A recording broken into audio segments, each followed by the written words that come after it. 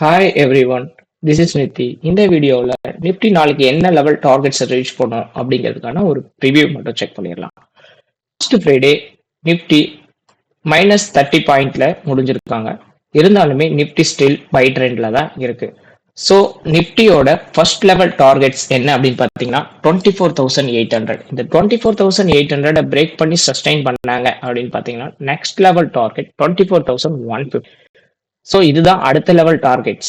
So இதே போல down சைடில் நிஃப்டியோட டார்கெட் லெவல்ஸ் என்ன அப்படின்னு பார்த்தீங்கன்னா 24,500 பிரேக் பண்ணி சஸ்டெயின் பண்ண 24,300 நெக்ஸ்ட் லெவல் கிட்ட இருக்க போகுது. பட் இருந்தாலுமே என்னோட ரெக்கமெண்டேஷன் என்னன்னு பார்த்தீங்கன்னா பை மட்டும்தான், ஷார்ட் செல்லிங் போக வேண்டாம் அப்படிங்கிறது ஸ்ட்ராங்காக ரெக்கமெண்ட் பண்ணுறேன்.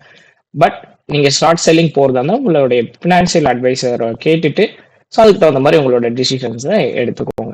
பட் ஏன் நான் சொன்னேன் அப்படின்னு பார்த்தீங்க பைக் மட்டும்தான் ரெக்கமெண்ட் பண்ணுறேன் அப்படின்னு சொன்னேன்னு பார்த்தீங்கன்னா, ஒன் டே டைம் ஃப்ரேமில் நிஃப்டி பார்த்தீங்கன்னா இன்வெர்டட் எடன்ஸ் ஃபார்ம் ஆயிருக்கு.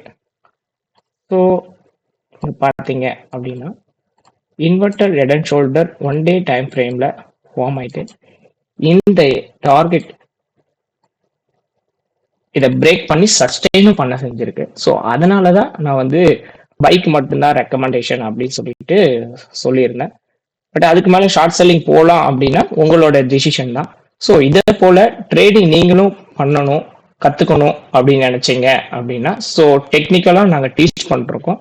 ஸோ ஸ்க்ரீனில் தெரிகிற நம்பருக்கு கான்டாக்ட் பண்ணுங்கள். தேங்க்யூ.